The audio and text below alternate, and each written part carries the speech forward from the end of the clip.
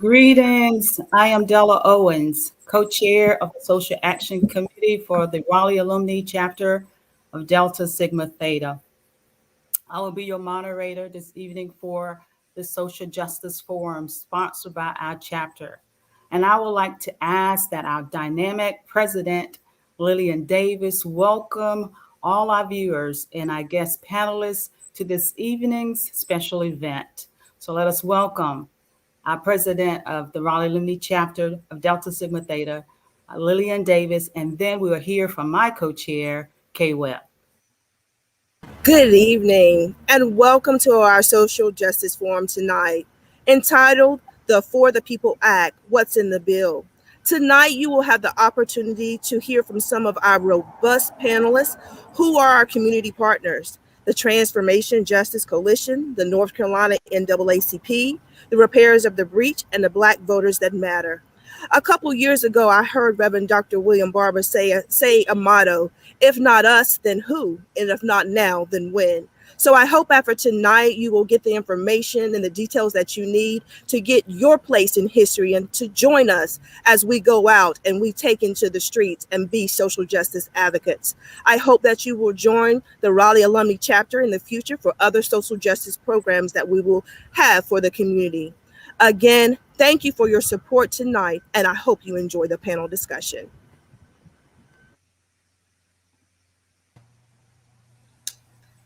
Good evening. The vote is the most powerful instrument ever devised by human beings for breaking down injustice and destroying the terrible walls which imprison people because they are different from others. This is a quote from the Reverend Dr. Martin Luther King Jr. We have spent decades marching, protesting, advocating, litigating, seeking legislation for fair and inclusive voting rights.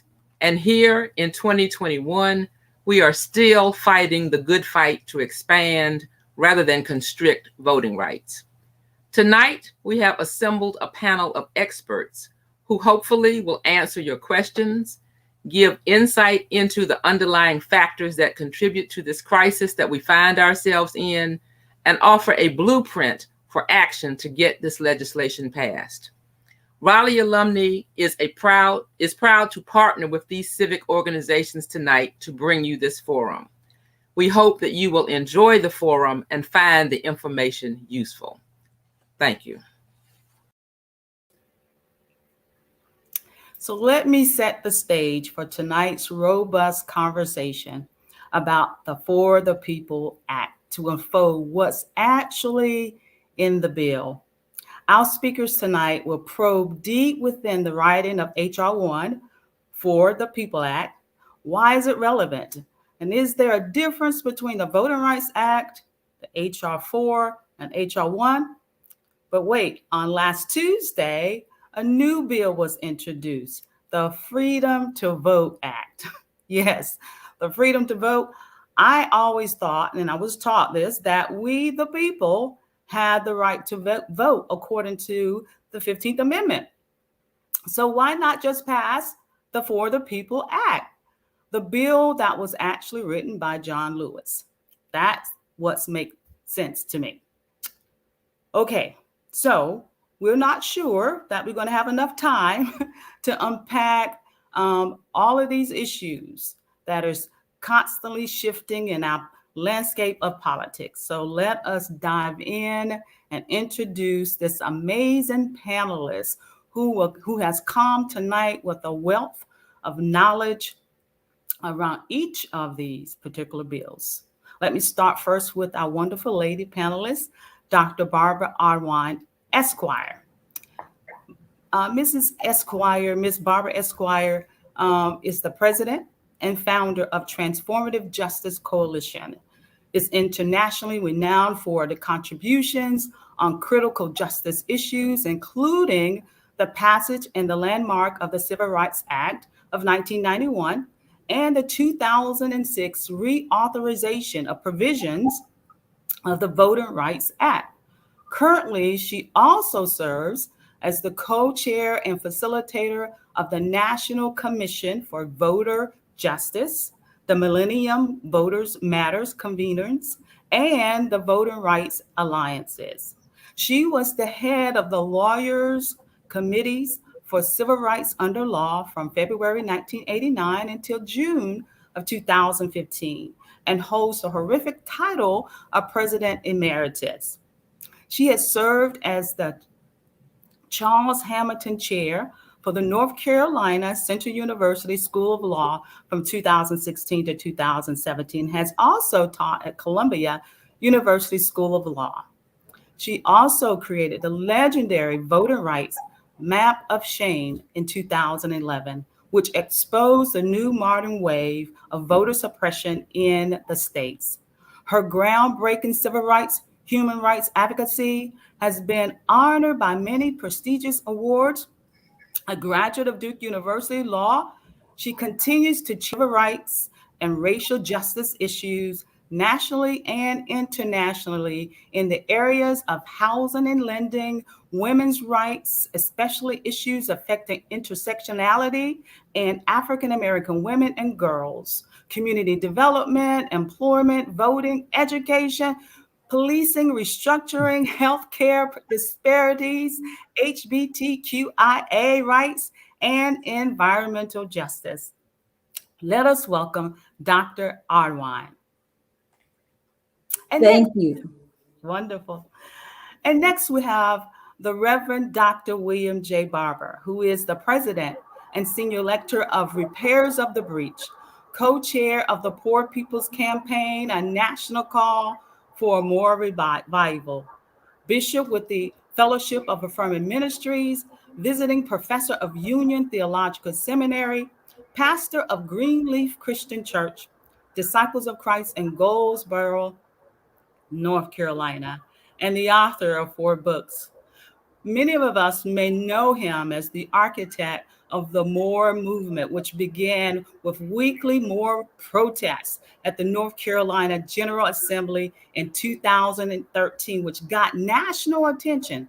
And while serving, he helped relaunch the Poor People's Campaign, which began by the Reverend Dr. Martin Luther King Jr. in 1968, starting with the historical wave of protests in state capitals and in Washington, D.C., calling for a moral agenda and a more budget to address 5 interlocking injustices of systemic racism, systemic poverty, and the war economy, militarism, ecological devastation and denial of healthcare, and the false moral narrative of Christian nationalism. And they are currently 45 coordinating committees across this country that are mobilizing around the Poor People's Agenda platform, and we must do more. Mobilizing, organizing, registering, educating people for a movement that vote.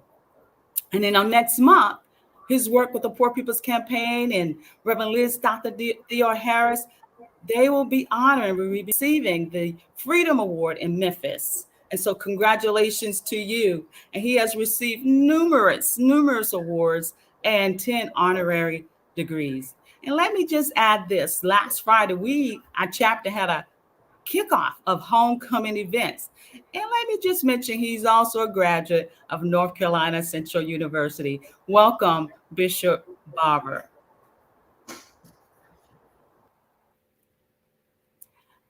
Dr. Spearman, Dr. T. Anthony Spearman, is the president of North Carolina NAACP since October 2017.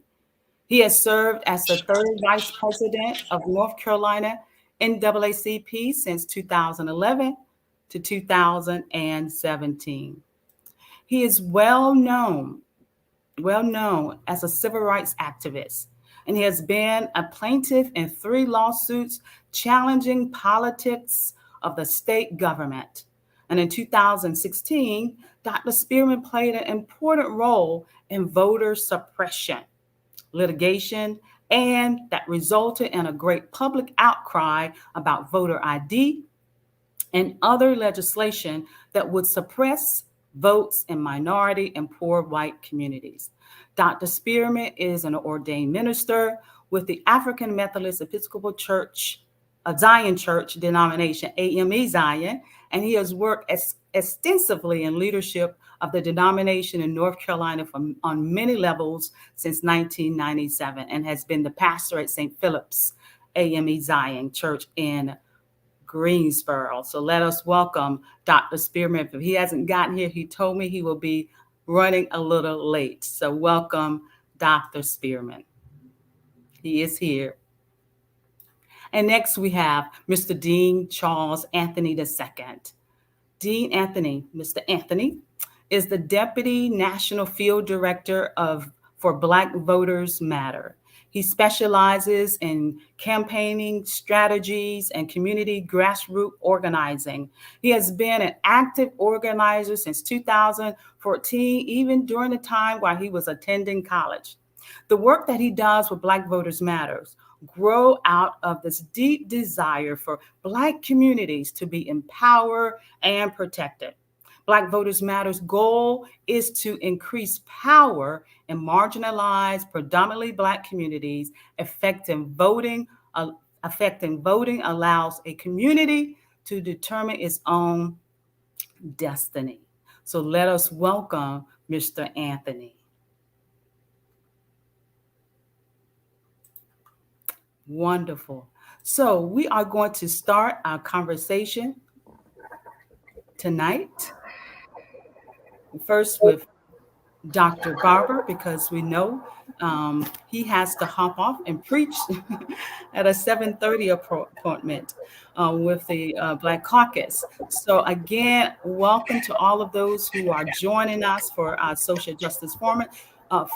So Dr. Barber, let me just pass it to you for opening remarks and comments that you have about this issue that I just laid out for us about this For the People's Act and Voter Rights Act, and now this new freedom to vote, and share with us also as you're talking, because I know you had an event earlier today. So share with us about that event and what we can do for our viewers and participants tonight, what we can do to get more involved to push this agenda. So Dr. Barber. Well, thank you so much. And let me just say welcome to and thank you to President Davis and to your co-chair of this committee, and also to you, Reverend Dr. Della, for your work in this area. I was recently doing an interview, Barbara, and the person that interviewed said, "Why aren't you smiling?" And I said, "Well, what is there really to be smiling about?" I've decided to change my entire tenor, because I think we've got to let people know, both in word and in deed, what serious crisis we have, y'all. If this was any other country, you'd have millions of people in the streets just to watch what's literally happening. This is as serious as it gets, y'all, in terms of politics. You know, we passed the 15th Amendment in 1870 that says nobody has the right, no state can deny or abridge the right to vote. Deny or abridge. Not just deny, but abridge. And I like to define the word abridge, meaning you can't cut the bridge off or blow the bridge up that gets me to my voting rights. And I'm not a lawyer, but that's just the way I believe it ought to be.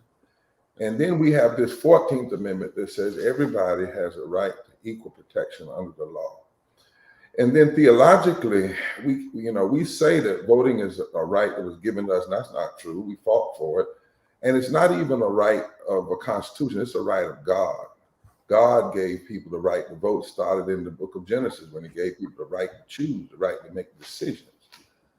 And so here we are, and today, as we're here tonight, and I'm going to try to say this, Reverend Della, without using certain words, but I'm really trying to stir people up.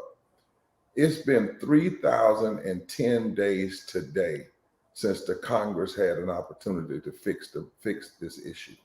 Did y'all hear what I said, Delta? 3,010 on September 11th represented 3,000 days since the Supreme Court gutted the Voting Rights Act with the dissent of Ruth Bader Ginsburg. 3,000 days. And now you have people talking about, well, let's wait and let's change it. And most of the people that are saying that didn't do one doggone thing over the last 3,000 days to fix it. 3,000 days, 3,010 days today. The most important piece of legislation, Lyndon Baines Johnson said, was more important than any victory in war we won. Any victory in war was undermined, and it has not been fixed. That's the first thing you should hear tonight. Secondly, we all should understand that right now in states, there are almost 400 bills being passed to suppress the vote or being filed.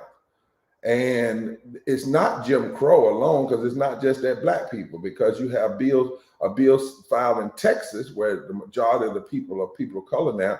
You have the same almost similar bill filed in West Virginia where there are hardly any black people. It's literally an attempt to undermine democracy. And it's not just about voting. Every time you talk about voting, you got to connect it to policy, economic policy.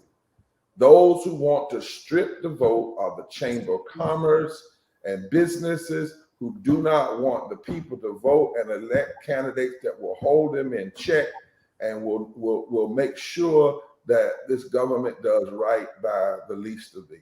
The third thing we should understand is, as I said, we got these three bills. I like the way you said it, Reverend Della. And Richard actually points out why it's just so shameful.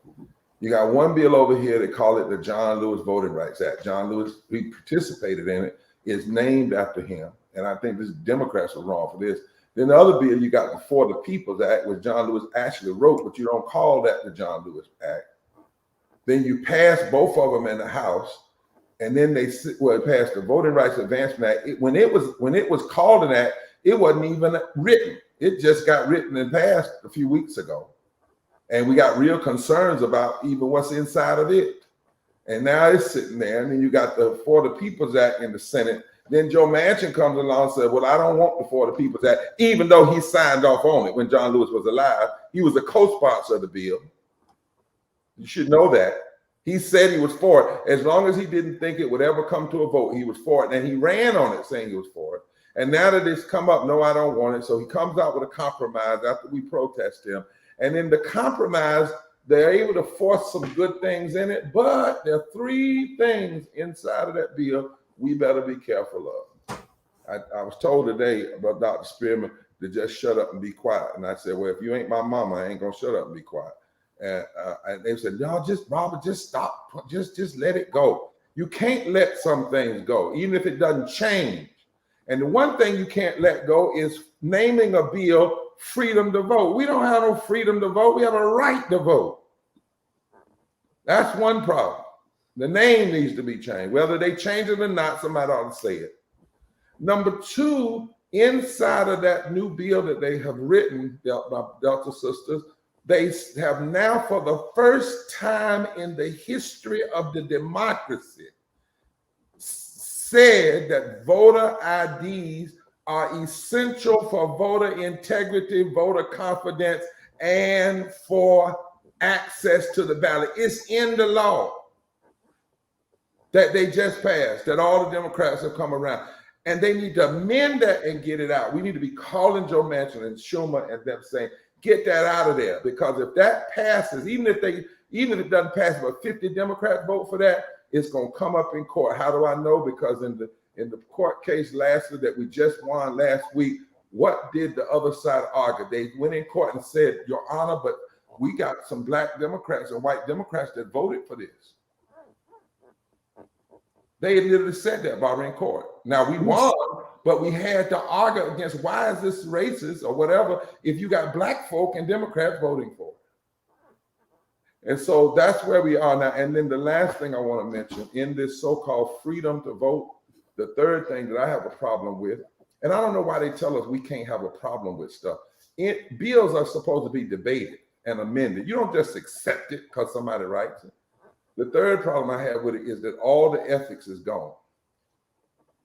In the original the bill that John Lewis wrote a section on ethics and said that a president would have to show his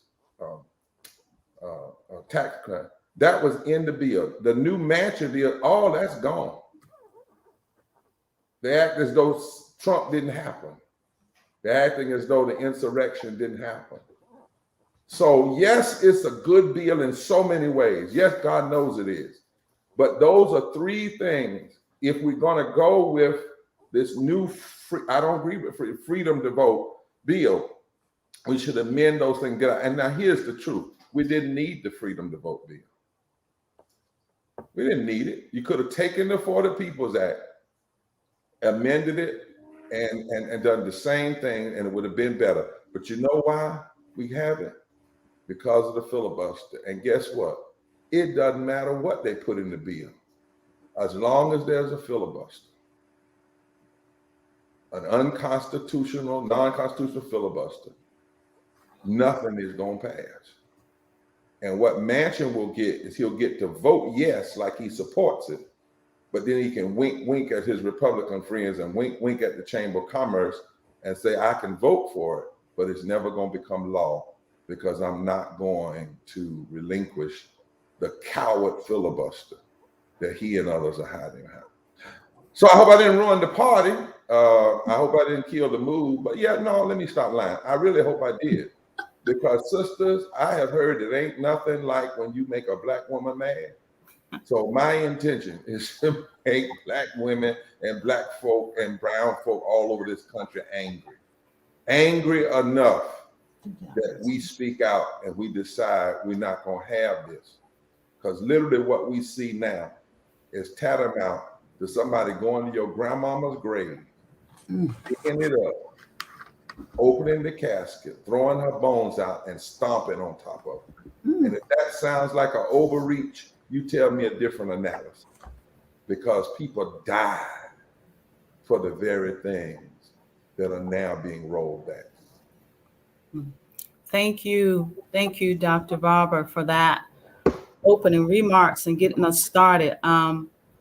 You said a whole lot about right. It's been a right. And I want to pass it to our attorney here that's on with us, Dr. Arwine, because, you know, you're an attorney. So just talk to us a little bit about the legal differences between these two bills, the For the People's Act and then the John Lewis voting rights. I mean, do we need both? And why they're introduced? And as Dr. Barber just said, it made it very clear that voting is our right, not freedom. It is our right. So what's the legal differences between these bills? Well, first of all, thank you so much for having me. You know, I love North Carolina, lived in Raleigh for a number of years, went to Duke for law school, member of the North Carolina Bar Association. And I am so grateful to you, Della, for putting this together, to President Davis, and to my good friend, Kay Webb, who we've been in so many battles together, fighting for racial justice. And of course, what can I say? Bishop Barber, you blew it away again. You put the steam in the fire. You put everything is going on. And I'm watching all the chat. People are like, whoa, you definitely gave us a good start. I love me some Reverend Spearman. He sits on my board. We have been in many battles together. And I just, love his warrior spirit and his brilliant strategy. So it's wonderful. And Dean Anthony, you know, I love me some Black Voters Matters. I mean, Latasha Brown and Cliff Albright, talking about my buddies. I mean, these are the people who do the real work, the hard work. I just, am so respectful of the work that you do as part of that mighty Black Voters Matters team. Thank you so much. So the question was put to me, do we need both bills? And what's the difference between them? Well, think about a bookshelf, everybody. If you've ever had a bookcase, you know that you have books on that shelf, and there are different kinds of books. Well, think about the voting rights bookcase. And the voting rights bookcase is composed of all those things we need to be able to vote. Good polling hours, well-staffed polling centers, the ability to have machinery that actually works, the ability to have early voting, the ability to be able to vote on a Sunday, the ability to even be able to register online. They have, open voter registration where third-party groups can help you register, or you can just register online. Think about all the rights that you need. Election day registration. Think about the rights that you need. That if you're formerly incarcerated, that your right to vote can be restored. Think about all those rights that would be, all those rights are a different book on that shelf. To be free of onerous voter ID requirements, to be able to vote absentee, to be able to vote at a drop box, to be able to vote 24 hours, to be able to drive up and vote, to have, disability accommodation, to have language accommodation. All of these things and so many more are part of that bookshelf of rights. Well, what holds books on the shelf? Because if you just put them on there, they're going to fall off unless you have, book ends where they're tight on each end. And we say that the two bills are your bookends. On the one side, you have what's called the For the People Act, whatever variation we're talking about. You got the For the People Act. And what does it do fundamentally? It mandates, requires that for federal elections, that all states, every single state, has to follow the same rules, has to provide the same rights. You cannot be able to vote online, to be able to register online in one state and not be able to register online in another. You would have that being mandatory across all states. The minute you walk out of jail, instead of in 31 states, they're telling you, well, you got to wait until you're off of probation or parole. Other states saying, well, you can't vote at all until you get, a special restoration. Other states confusing people, not knowing what their rights are, resulting in millions. I estimate that just based on what we know, the 6 million who are blocked, the 13 million who are confused, the 13 to 17 million voters out there who are confused about their rights, potentially 23 million people are confused or blocked because of being formerly incarcerated. So those rights would now be uniform. Nobody would be blocked for federal elections from the right to vote. So having mandated federal standards that apply across the nation. Oregon, same rights as Florida. California, same rights as Maine. Texas, Mississippi, Alabama, all of these states are everyone uniform, same mandated federal rights to vote. And that would be the law of the land. And it will be the law of the land when we pass federal legislation to address all of this evil voter suppression and all these other programs in the states. Well, then you say, well, wait a minute, Barbara, you just talked about all this mandating law and how that's going to help. So what does the John Lewis bill do? Why is it needed? It's needed because it's the other end of the bookcase. You got the good old federal mandated standards holding up one side of the bookcase. But, that's not enough to keep the books from not falling off. You got to have the other bookend. And the other bookend is what we call the John Lewis Voting Rights Advancement Act.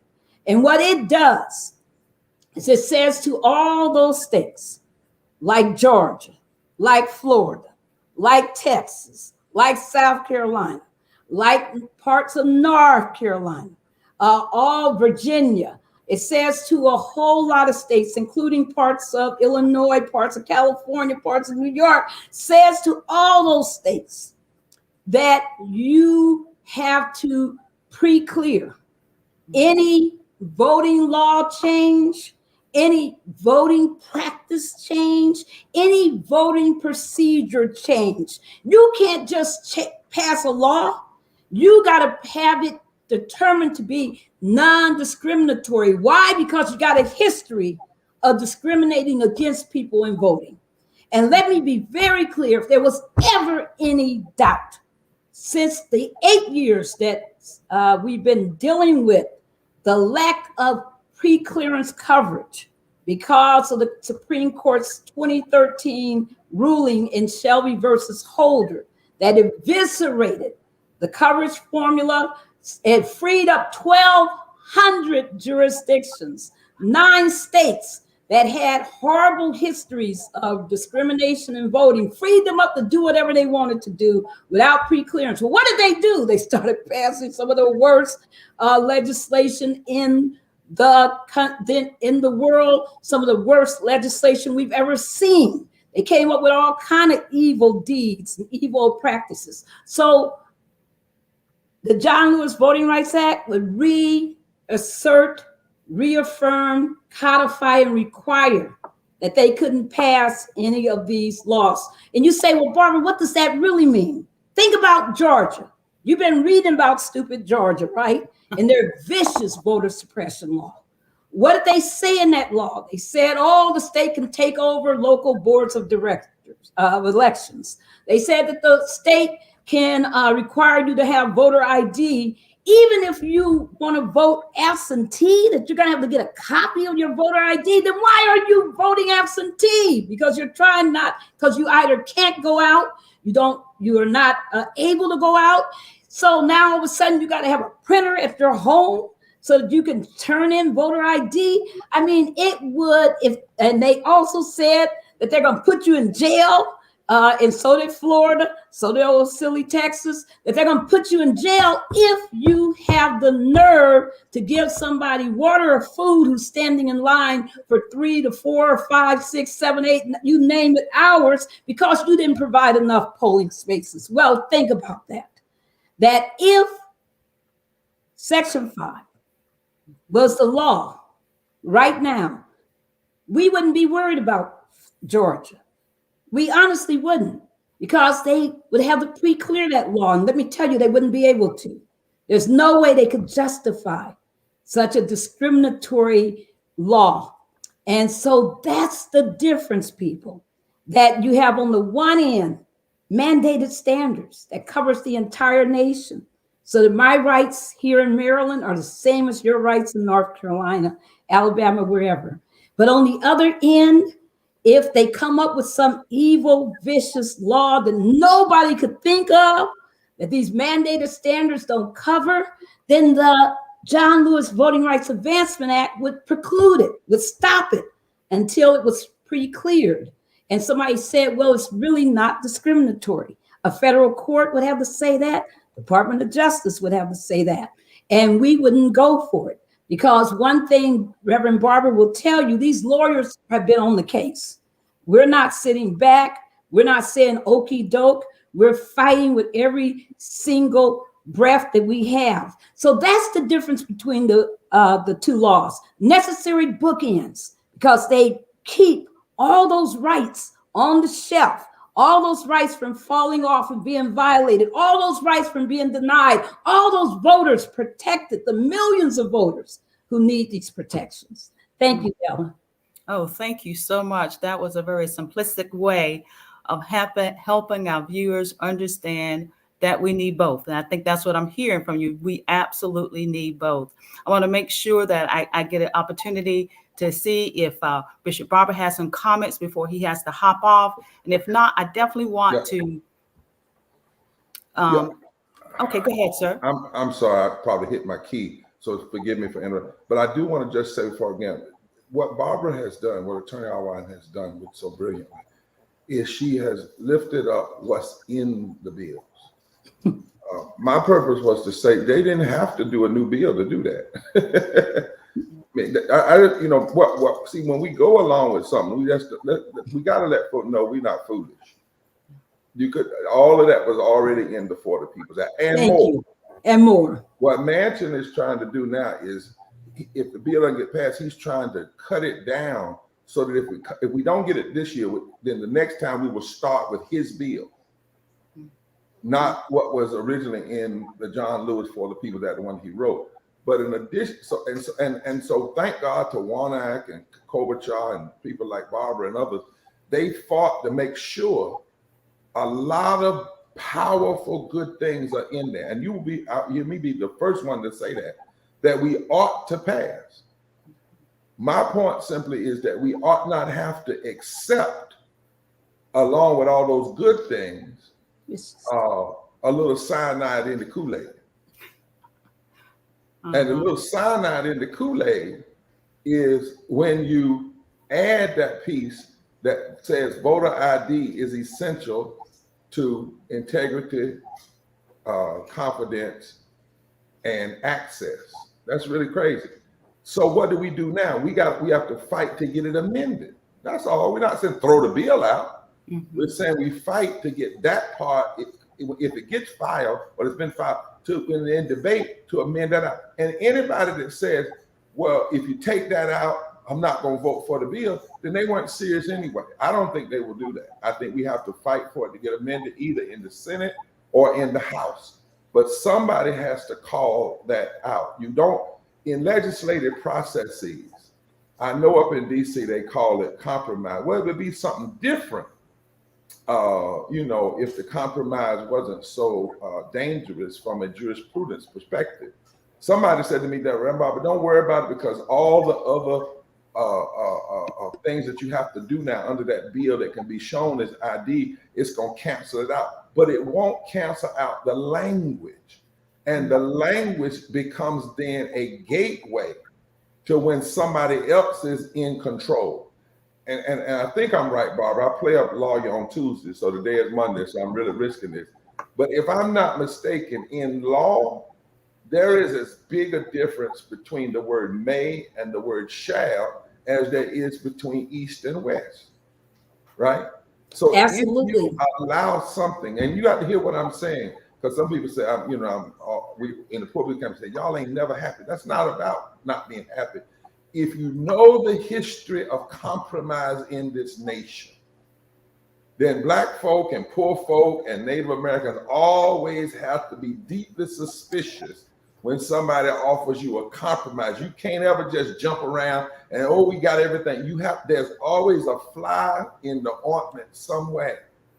And in this instance, Reverend Della, the ointment, the fly, the danger is once you codify something that has never been said in the history of this democracy, that voter ID is a necessary component of electoral confidence, integrity, and access. Even if you tacitly say that, it sets up precedent that other folk can use to go much further. That's all we're saying in the campaign. We're going to fight to hold on to everything that's good and get amended the stuff out that's not good. Awesome.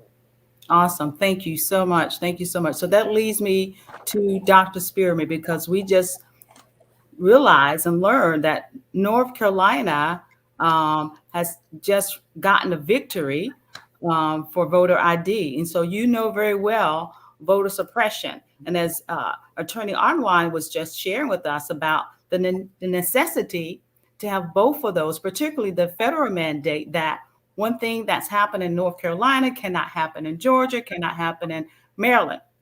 So Dr. Spearman, in your time with us today, thank you again for being with us. And I know you're very, very busy as well.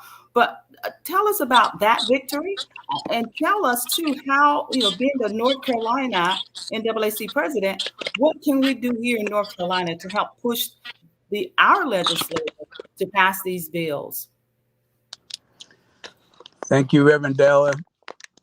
And thank you to the wonderful women of Delta Sigma Theta Sorority Incorporated, of which my wife is a member. To the president, President Davis, and to your co-host, I really appreciate the invitation to be with my friend, Dr. Barbara Arnwine, who is the one of the foremost authorities, yeah, with regard to voter suppression in this nation. And just to be quite frank, people have not given her her just rewards. You know, I say of Patti LaBelle that she has never been acclaimed as what she really is and what prowess she really has. And I say that of Dr. Barbara Arnwine as well. And to my young friend, Dean Anthony, God bless you. Good to see you aboard. And my predecessor to this work in the North Carolina NAACP, Dr. Barber, and my mentor, I appreciate the comments that he has made today. In response to the question, with regard to the recent victory of the Holmes, it's Holmes versus Holmes v. Moore case, where it was this, and that was a state case that was basically fought by the Southern Coalition for Social Justice.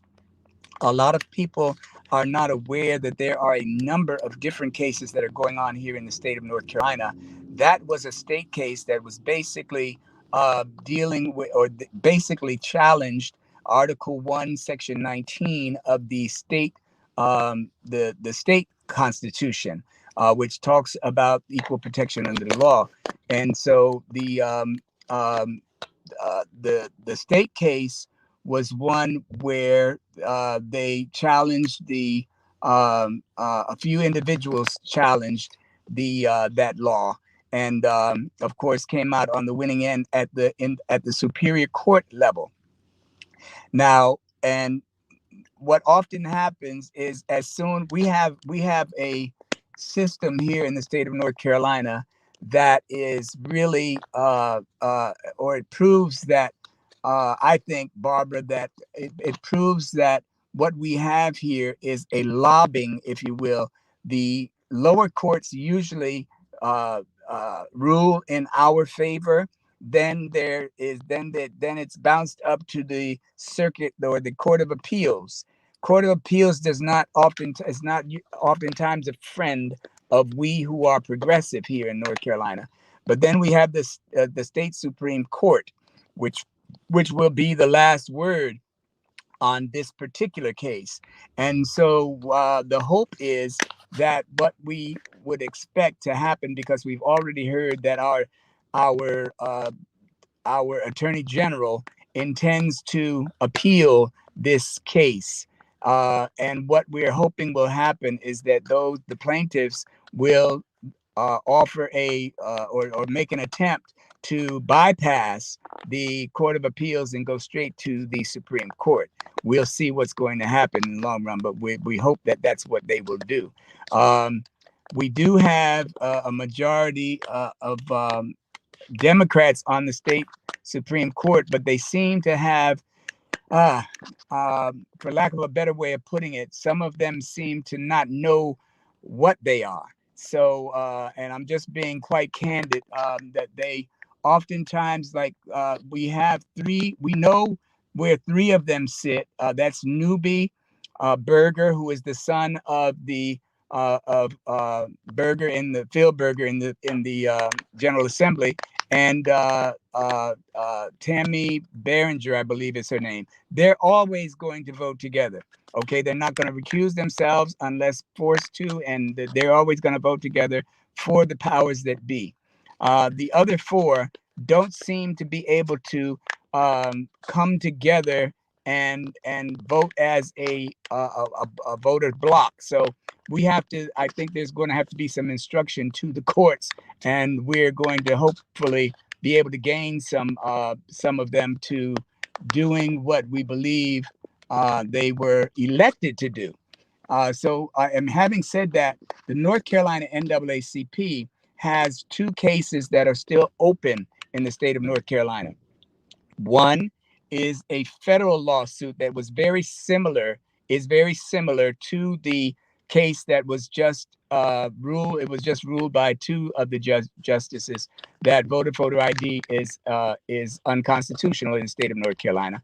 And our case, which is a federal case, was already decided at the lower court is also unconstitutional, but it was appealed by the Attorney General, who is Josh Stein, who professes to be a Democrat.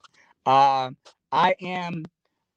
said to a number of people, it seems to me that these party politics that are playing themselves out in the state of North Carolina are becoming more and more poisoned and toxic as the days roll on. Because as far as I'm concerned, there's no difference. Hear me, somebody. There's no difference in a Democrat and a Republican. Okay, they're 6 of one and a half a dozen of the other. And until they get their act together, they're going to continue to cause degeneration in the state of North Carolina. And we're going to continue to flounder, and we're going to continue to be in a state of chaos until they get to do better and know better. So that case is going to come before the courts in January of next year, January 24th, 2022.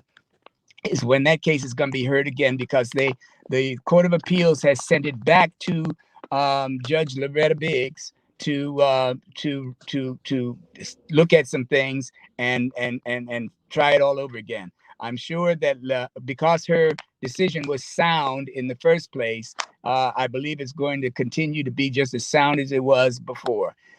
Secondly, we have a case that's going on here in the state of North Carolina with regard to the constitutional amendments, where they're seeking to put it, enshrine it in, and codify it into the law that that photo voter ID is going to be something that is what they call common sense.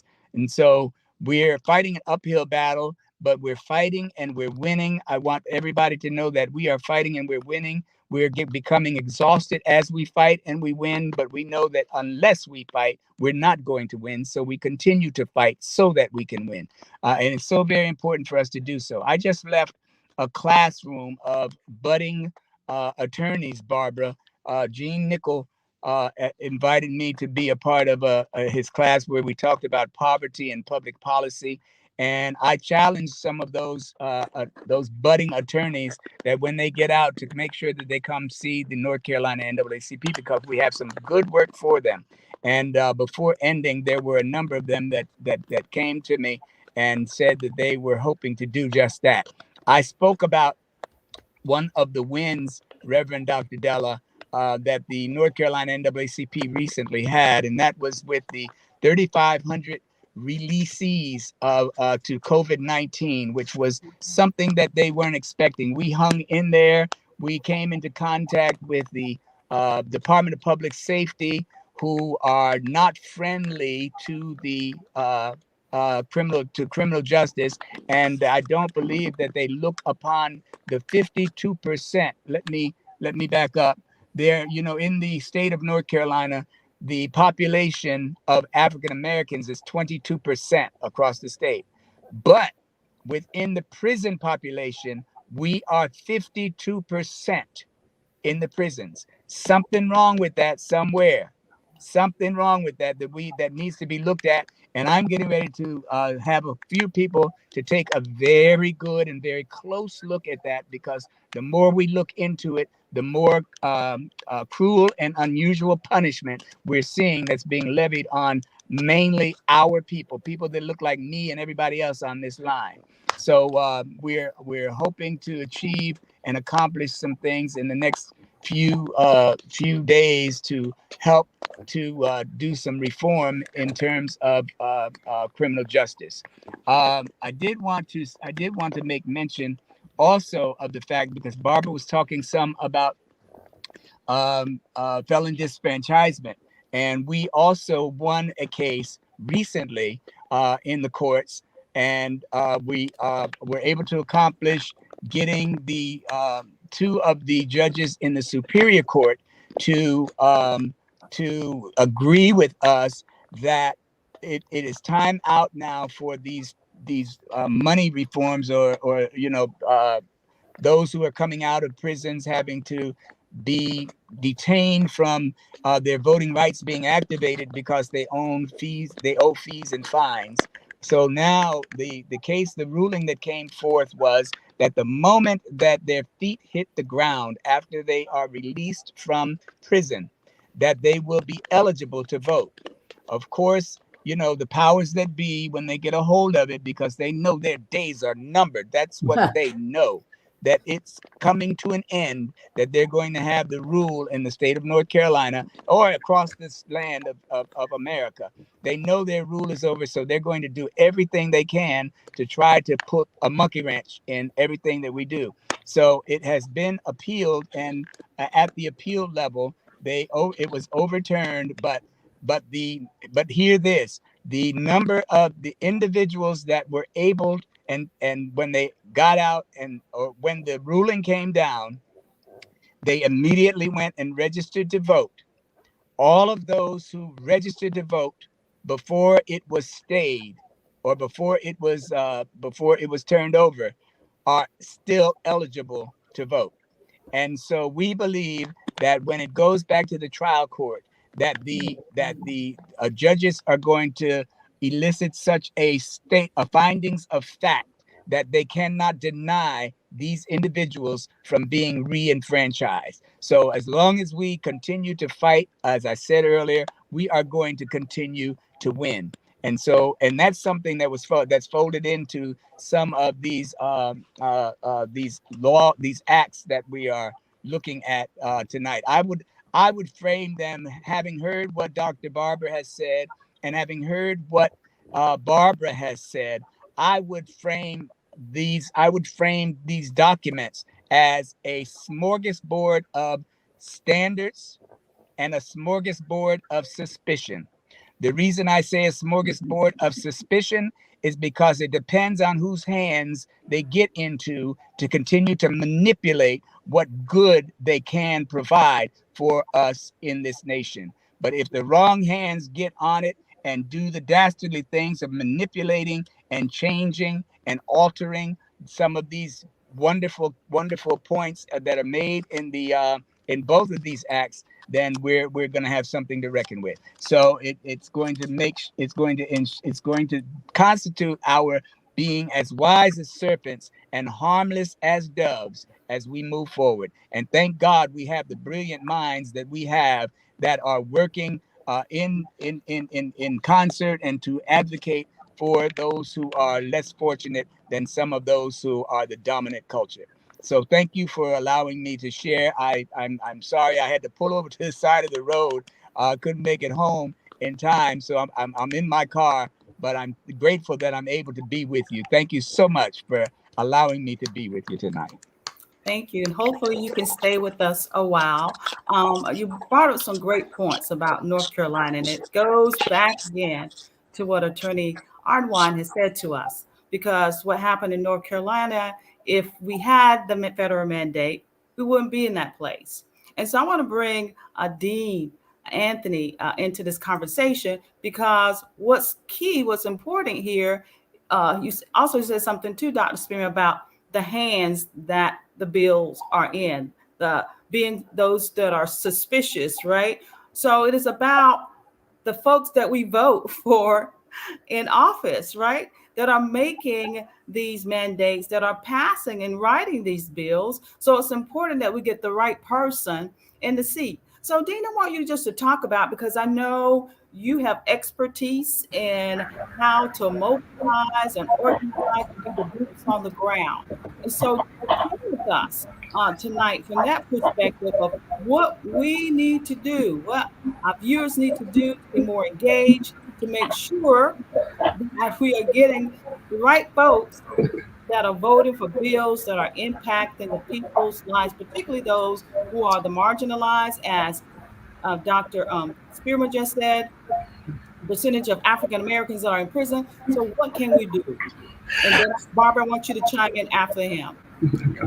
So I just want to first say thank y'all so much for allowing me to be on this call with y'all tonight. I am truly uplifted, and my fire is just keep on. I hope y'all know that y'all keep my fire going. Every time I hear y'all speak, every time I have an opportunity to be on these calls with y'all, my fire keeps going to keep fighting for this work. But first off, starting off with, it always starts with organizing. That's where it's going to always start. Those grassroots are the base of where all our hard work, all our wins, all our soon-to-be victories come from. So it's always going to start off with us working together on those grassroots. So that means we can't forget about one another. And I'll lead into voting after I say this. We say Black voters, a common thing that we say at Black Voters Matter is Black Voters Matter 365, right? And too often we have a situation where they want to round up the Negroes to get out a vote. You know, the same Negroes that got every single one of them in office, that got Biden in office, who I have to say is really acting like he want to be a one-term president. That's all I'm really saying. I know that they want to bet on this infrastructure bill, that, you know, that middle class that they always chasing on every single year of every single election is going to save them. But let's just be honest, especially when it comes to Black women, we save democracy. And I just want to give y'all kudos real quick on that. But it's important that we reach back to our communities and continually be organizing. Now, I'm not telling you don't be safe. We still in a pandemic. Well, let's not act like we're not in a pandemic. But we have to reach out to the hedges and highways, really be talking to individuals in the churches, in the community centers, in the places that everyone else don't want to go, right? So we have to make a point to make sure that we're reaching out to one another, because that gives us a place to educate and then really hear from one another.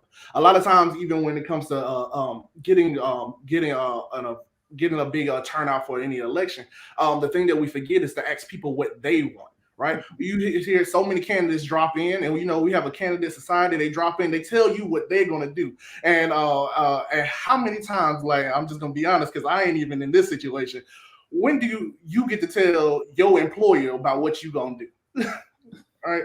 And so that is in that spirit, we have to continue to work to really build a coalition amongst ourselves to hold these candidates accountable. Because to be honest with y'all, it is ridiculous that we are still fighting for voting rights. Like, I'm 28 years old, y'all. I'm gonna go ahead and age myself. This is a conversation, if you would ask me 4 years ago, I would have never thought I would be having with y'all right now. Because it is so wrong and an injustice in this society for people to not have that basic right, which it is a right. It's not a privilege, it is a right. And just like with my keys to my car, ain't nobody got a right to drive my car but me. So who has the right to steal that vote for any person in our communities? And so we have to be really be our own advocates to make sure that we are supporting each other, that we're holding our candidates accountable. But voting, and which it is important, but we also got to realize that it's not just our only tool, right? Voting isn't our solution; it's one of our tools to real progress. So we still have to be out there. We still have to keep protesting. We still have to have nonviolent disorder on our capitals. We need to keep on just talking to sending letters to our senators, making sure that we're not settling on any aspect. Oh, excuse me, my camera went off for a second. We're not settling on any aspect of our voting rights, because it belongs to us. And we have to move in that spirit that, one, we deserve this and that it is ours. So when it comes to just that overall turnout, we have to be together. We have to really look to each other, brother. And then, two, we can't beat up on one another. As a young person, this is the one thing I'll tell everybody. It is not irrational to be tired of this system. Right? This system has been abusive to all of us. Yes. The young person, I'll just be honest with you, I'm tired for y'all. I'm tired of y'all having to fight the same fight, having to reiterate the same thing. Right? And being born and raised in Georgia, it hurts me to see.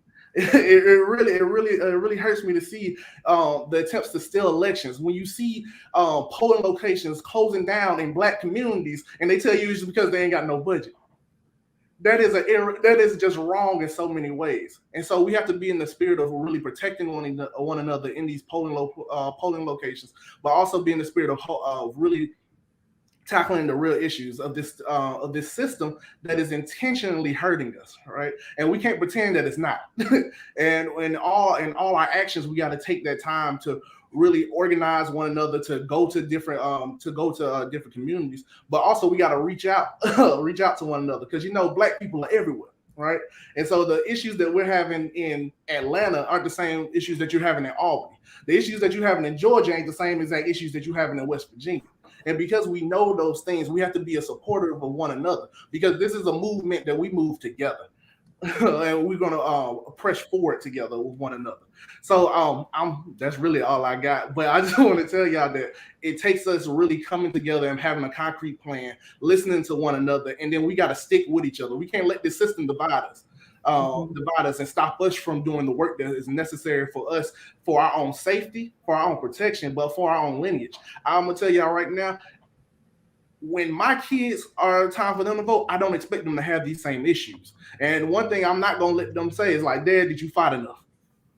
And that's the same spirit that I have, the same spirit that my father taught me, that we're gonna fight for this next generation. We're gonna fight for this current generation, and we're gonna leave voting rights, or leave our America and how we see Black America in a better place. But what that comes from is us being together. What it comes from is us acknowledging the truths of this, of the system, of this racism, of this evil, and us pushing forward, continually doing the right thing, and and supporting one another and putting the right people in place. But we got to hold those candidates accountable.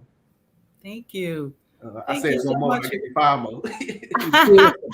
I see you getting that energy going. That's awesome. Beautiful. Thank you, because you're right.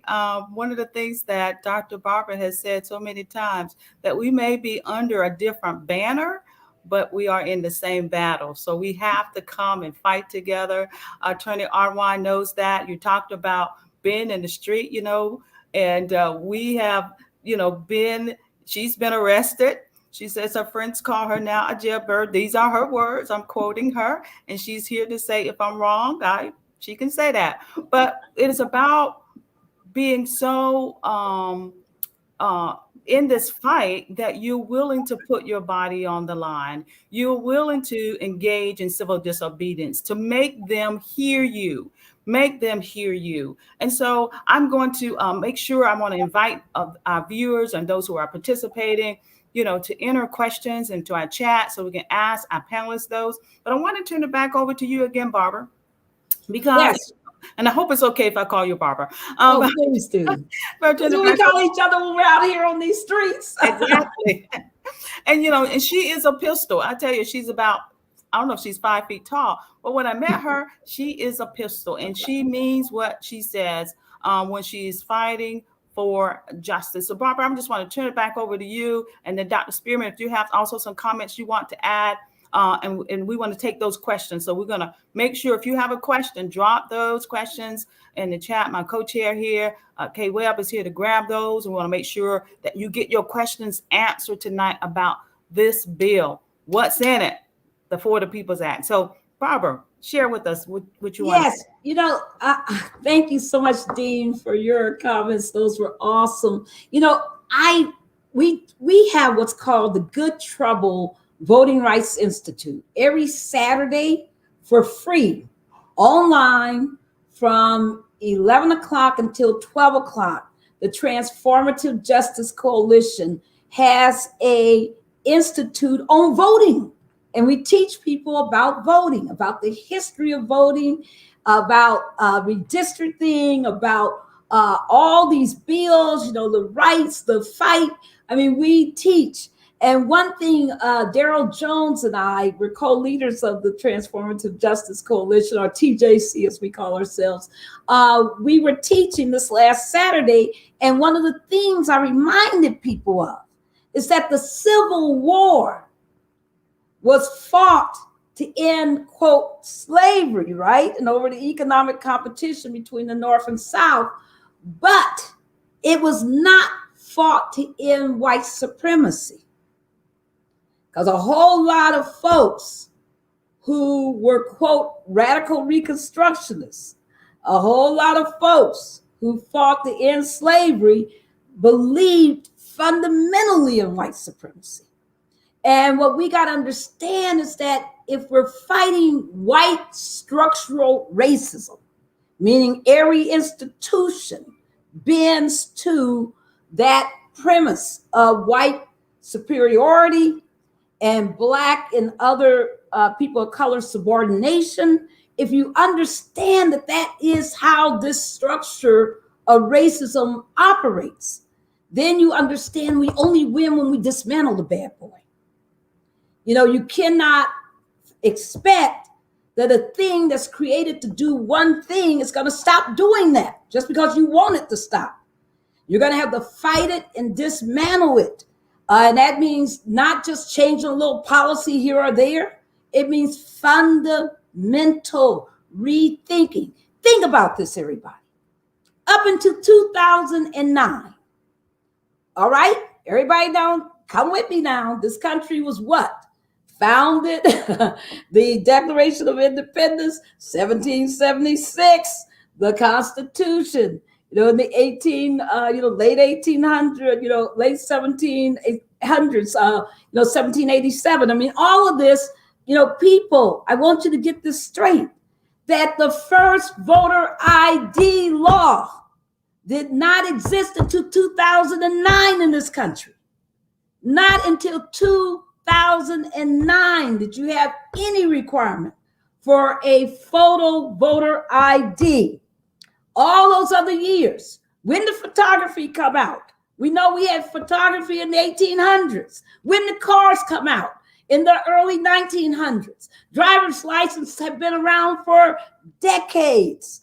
Why did it only become in 2009? One, Barack Obama had been elected. And folks said, oh, the heck with that. We're never going to let that happen again, because we're looking at this new coalition that could be dominant for years, for decades. If you take the quote Obama coalition and you allow it to operate, it dominates the political landscape. And they say, oh, no, we can't have that. So all of a sudden, we rush to have, the voter ID. Voter ID did not exist. None of the founders of this country, President Eisenhower, Nixon, Kennedy, none of them. Come on, people. None of them had voter ID that their voters had to vote for. Don't tell me that there's no voter integrity without it, because otherwise you're saying the entirety of the creation of this nation up until 2009 was an invalid exercise. So that's just not true. All of these new barriers, so many of them never existed until this era. I always say that the changing demographics changed the democracy. And that's what we got to understand, that we're fighting.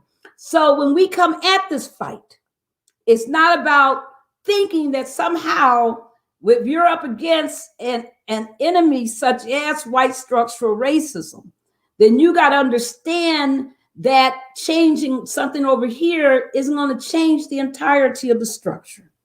That it requires incredible vigilance, incredible strategy and thinking about how you really dismantle it, how you take it and make certain things inoperable for the future. And to understand that no matter what you do, that underneath this culture will always be this white supremacist ethic, this desire to have, white supremacy. And that the only that we got to understand that. Harriet Tubman understood it, but we got to understand it. And we got to be clear that this is not a fight that's going to be over in one generation. That it's not going to be like that. We're going to have to stomp this thing out. And it's going to take some real vigilance, some real political clarity about what our fight is and what it looks like and how we get to where we got to be. And not thinking it's, some DEI stuff, diversity, ethnicity. I mean, diversity, equity, and inclusion. That's not going to give us, the victory over structural racism. It requires some serious thinking, some serious rethinking, because if you really dismantle it, then all of our society looks very different than what it looks like now. Very different. Yep. And even what we would be, how we would be voting, what we would be voting for. Why is it that the Department of Justice is always the answer for any criminal injustice? Why should it be the determinative factor when it's been so culpable over these many years in our suppression at the criminal justice level? What if we had our own plebiscite, our own commission that was controlled by people of color as to what any kind of criminal punishment should look like? Think about it. We got to think so differently than we think now. But anyway, I'm just talking, about political empowerment, 10.0, right? And thinking, very differently about what we're fighting for. But in this minute, we're fighting over this voter suppression. The only answer to this voter suppression is federal legislation. It's the only answer, folks. And thank God there is an answer. Yeah. And you said a mouthful, political clarity. And that is one of the reasons we're having this forum, political clarity. Do we have any questions, Star K, from our viewers? Because we want to make sure we get those answered. Any questions? Don't see any questions right at the moment. We have a lot of positive comments about the panelists and the information that they're providing, a lot of amen affirmations, but no questions as of yet. Okay, so what we're going to do, we have about 20 more minutes, and I want to make sure each of you have at least 3 minutes. I want to make sure we give some closing remarks. I'm going to go to Dr. Spearman, and then Mr. Anthony, and then Barbara, I want you to close it out, and then I'm going to give some closing comments as we bring this to a head. This has been fantastic. So Dr. Spearman, what are your closing comments you want to leave with us? What can we do for more political clarity? What can we do to help your fight, our fight here in North Carolina as well? Well, I again appreciate so much being a part of this forum. I'm always inspired by the voice of our young people, and thank Dean Anthony for his comments and his involvement. And I would encourage us to continue to invite and embrace more of our young people as time goes forward. As it relates to the political clarity, I think what Barbara had just laid out is very important for people to grasp a hold of. That it was 2009 when all of this, when voter ID all of a sudden became common sense. If it was such common sense, then why didn't it start long before that? Why didn't it start long before that with such common sense? But we have legislators here in North Carolina that are always proclaiming that it's common sense to do. It's common sense. No, it's no. Come on, we can read through the lines with all of that bull, because that's what it is. And it's going to take that kind of truth telling for us to get to the point where we're able to express political clarity. Because right now the waters are so muddied that you like I said earlier, you don't know a Democrat from a Republican and vice versa. So and sometimes just be quite frank, you don't know a black person from a white person, because we have here in the state of North Carolina a guy who is the a lieutenant governor who has said to the North Carolina NAACP that we ought to support him just because he's black. And I said, well, you just keep on waiting for that, because that's not going to happen.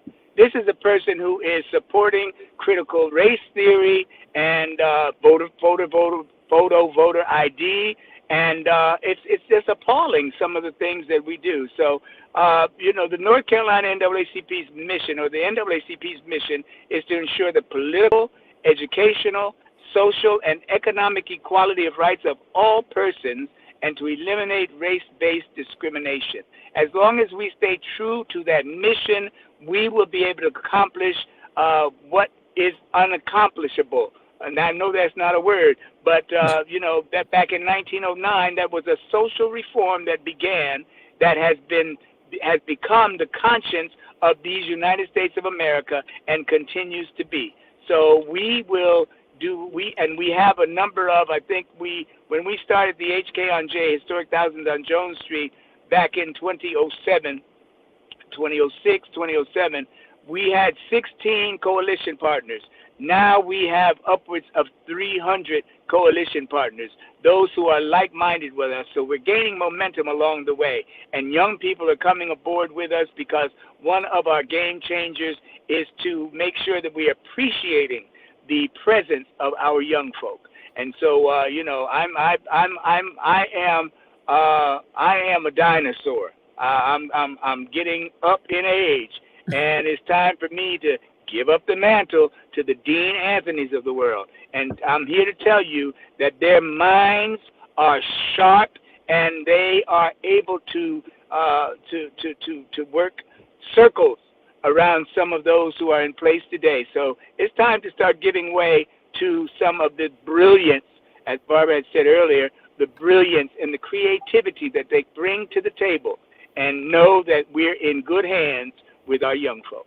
Amen. Thank you. Thank you, Dr. Spearman. We appreciate you and the work that you're doing in North Carolina and representing us well. So as he said, he's passing the mantle. That goes to you, Dean Anthony. He is in Georgia, so we appreciate that. I connected with him in West Virginia on an event, and so we're glad to have you. So what closing remarks that you want to leave with us, whether it is anything you want to close with us on today? Yeah, so first I always want to say thank you. I just really appreciate the opportunity. Happy to be on here.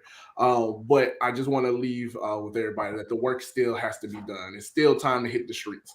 Moving forward, we can't stop. We have to really put our foot on the pedal to really push forward, to really stop them from really trying to strip us of all our rights. That's just simply because we have a right to be able to have our say, and no one should be able to take our voting rights. So we got to continue to do things, right? We still got to continue with civil disobedience everywhere we go. You know, you never know. Me and Attorney Arwan, we might be getting arrested together sometime soon in D.C. You never know. But we have to continue to have civil disobedience. But we can't just do that in D.C.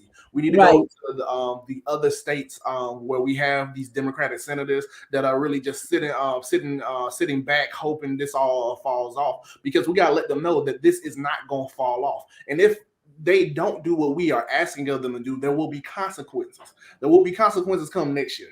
There's going to be consequences coming the next 4 years. There's going to be consequences coming in the future, because we can't let them be in peace when they're not doing the right thing. No, peace is for the just. And right now we have a Congress that is not doing the just by the people, especially by Black people. And so we have to continue to organize together. We have to continue to strategize together, and we have to keep pushing forward until they do what's right. Awesome. Organize, strategize, grassroots movements, boots on the ground, make them hear us. So thank you, Dean Anthony. And we're going to turn it to our attorney, Barbara Arwan, to give us closing remarks, what she wants to close with. And then I'm going to have my co-chair give some closing remarks. I'll come back and try to recap just a couple of points that are important for our viewers today of what I'm hearing. I didn't take notes, but just to make sure I give just some closing remarks. But Attorney Arwan. Thank you so much. And thanks to all of the co-panelists and for your brilliance in putting this together, Della. Just grateful to you and to Kay and to President Davis and to everybody for all of this work. I mean, Deltas are always doing it. And it's an honor to, work with you and so many others of the Divine Nine to get this work done. There's a couple things that I just want to leave with, because, we need to put certain thoughts into our minds. And one of the thoughts is use all of our power. We're doing the civil disobedience, which we got to do. We're doing the legislative advocacy, which we have to do. But I want to make sure we're doing a couple other things. Everybody, do you have this number written down? The 202-224-3121.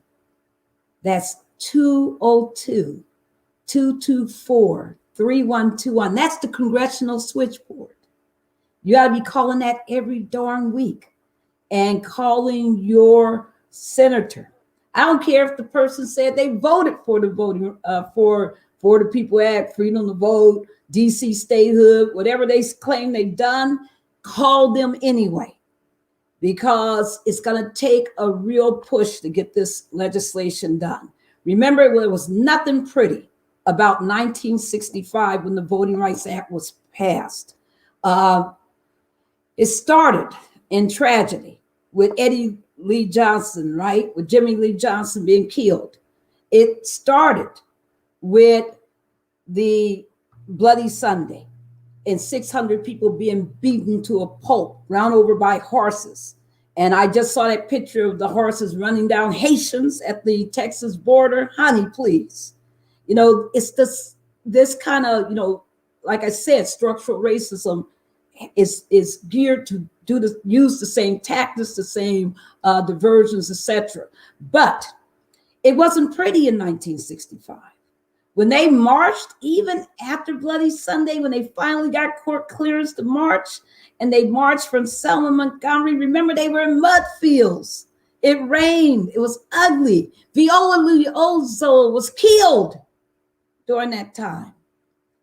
I mean, I want people to understand progress just doesn't happen. Frederick Douglass already taught us that, you know, power yields nothing without a demand. We have to understand that in this era, it's our duty to stand up and make those demands. And we got to make those demands across the board, Democrats and Republicans. We got to make those demands strongly and aggressively. Two quotes, so many quotes that come to mind. One is, James Baldwin's famous quote. And this is where we started with Reverend Barber. When he was speaking really from James Baldwin's famous quote, which is, to be Black and conscious in the United States is to be in a constant state of rage, because the injustice is so overwhelming. That's what white structural racism does to you, because you see that it just keeps promoting injustice, the whole social death notion around people who are incarcerated, and then you're doing everything you can to incarcerate everybody Black, to criminalize all our people, and to make sure that they experience what's called social death, the failure to be able to exercise full rights as a first-class citizen in a society, by making it hard for people to be able to vote, to be able to get employment, housing, etc. I mean, we got to understand that we should not ever tolerate that. And then we got to remember, and people say, well, Barbara, you're talking pie in the sky. How are we going to ever get there? That sounds so hard to, you talk about dismantling. How are you going to ever get there? Remember what Nelson Mandela said. Nelson Mandela said, they always say it is impossible until it's done. And that's the other thing we got to remember, is that they told Harriet Tubman she couldn't do what she did. They told, oh my goodness, we could go through, person after person. You could even talk to your parents about these stories, about what they were told that they couldn't do, what they went through. Use our full power, not only on the Congress, but who's funding all this stuff? These state legislators aren't just out there passing legislation because they're wicked. Who's funding them? Look at some of these corporate players. And we're going to be opening a front on these corporate players because the very day, think about this, everybody, the very day that Governor Abbott in Texas introduced that vicious voter suppression bill that ended up with all those legislators having to flee the state, trying to stop it for months. The very day he entered that bill, he got $100,000 from AT&T. And we run around here with these AT&T contracts. And I could go into all of this. Facebook is getting ready to open a 15,000 new employee center in Texas. Should they be doing that now? These are, our economic power. Every dime that we have is power. How do we use it, especially in this era?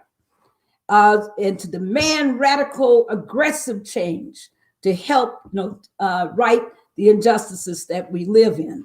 So I want to just end by saying, be bold, think large, fight hard, never stop fighting, because the minute we relent, inertia is not in our favor. Inertia is the status quo, and the status quo is not for us. We need a new America. We need a multiracial democracy that's robust, inclusive, and operative, and responds to the people's needs. So with that said, thank you so much. I just look forward to working with everybody. This is a blessing to be here. Just thank you for this opportunity. Thank you. Thank you. I'm going to have my co-chair give some closing comments if she like. Okay, not really much to say. I want to say thank you to this wonderful panel of experts that have been assembled. And thank you to our audience who have been most engaged and supportive of what has been said tonight. And as I indicated in our opening remarks, we would have experts who would answer our questions, which they did.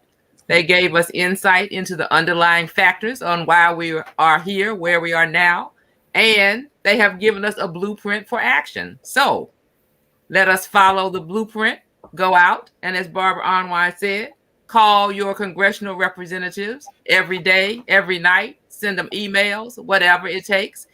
Stay on it, keep on it, and thank you so much.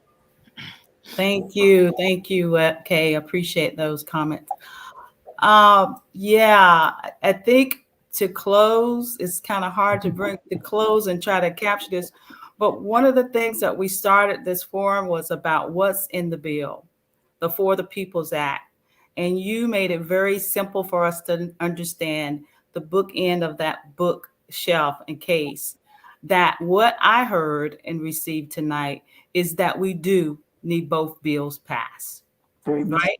We need both bills passed. So what does that mean? That means we need to push our legislator in whatever state you're in to push them to pass both HR 1, HR 4. HR 1 being For the People's Act and HR 4 being the John Lewis Voting Rights Act. Again, you heard Bishop Barber say it was John Lewis who actually wrote the For the People's Act, right? And if they do, and they have introduced the Freedom to Vote Act, that we should challenge changing the language because we have the right to vote, not the freedom. So those are our assignments. Those are our tasks, that we push our legislator to pass these bills and to fully restore the Voter Rights Act that was gutted in 2013. Over 3,011 days, I think he counted, to this day is what we have to do. So as I close, I want to say again, thank you to those who are viewing via Facebook, YouTube, and a big thank you to our panelists, Dr. Barbara Arnwine, Dr. T. Anthony Spearman, Bishop William J. Barber II, and Mr. Dean Charles Anthony II. Our partners, NAACP, Transformative Justice, Black Voters Matter, Repairs of the Breach. Thank you. This event would not have been successful without your willingness to participate despite your busy schedules. So feel free to call on the services of the Raleigh Alumni Chapter of Delta Sigma Theta. Call on us if you ever need us to help you push an agenda for all people and to stand with you as you fight for justice. We ask those who are viewing that you would complete our survey and give us your feedback about tonight's forum. And again, I want to especially thank also the president, our dynamic president of our chapter, President Lydian Davis, as well as my co-chair, Kay Webb, and the Social Action Committee. Thank you. And thank you for our IT team who has been working behind the scene. I want to say that September the 28th is the National Voter Registration Day. So update your information. If you move or you're relocated, make sure you check your polling site. That is important. And encourage others others who may not have registered to vote, that they become more engaged in the democratic process. So thank you all. Thank you all. Blessings and peace to all of you, and have a wonderful night. Thank you.